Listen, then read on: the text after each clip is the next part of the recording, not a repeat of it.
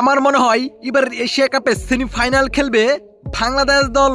দর্শক, আফগানিস্তানের বিপক্ষে বাংলাদেশের অবিশ্বাস্য জয় দেখে লাইভে এসে বাংলাদেশকে প্রশংসা ভাসিয়ে একই বললেন ভারতের তারকা বিরাট কোহলি। হ্যাঁ দর্শক, আফগানিস্তানের বিপক্ষে বাংলাদেশের জয় দেখে যা বললেন তিনি। দর্শক, কাল বাছা মরার লড়াইয়ের ম্যাচে আফগানিস্তানের বিপক্ষে মাঠে নেমেছিল বাংলাদেশ।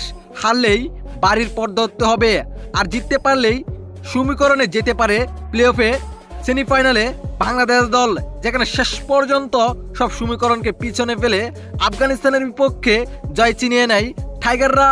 তবে এখনো হিসাব কিতাব বাকি। এদিকে বাংলাদেশের অবিশ্বাস্য জয় দেখে লাইভে এসে বিরাট কোহলি বলেন, আমার মনে হচ্ছে বাংলাদেশে শেষ পর্যন্ত এশিয়া কাপের সেমিফাইনাল খেলবে, কেননা বাংলাদেশের থেকেও শক্তিশালী শ্রীলঙ্কা। যেখানে বাংলাদেশের কাছে হেরে যায় আফগানিস্তান, তাহলে বুঝাই যায় সমীকরণ অনুযায়ী আফগানিস্তান শ্রীলঙ্কার কাছে পাত্তাই পাবে না। তাই আমি আশাবাদী বাংলাদেশে খেলবেন শেষ পর্যন্ত এশিয়া কাপের সেমিফাইনাল।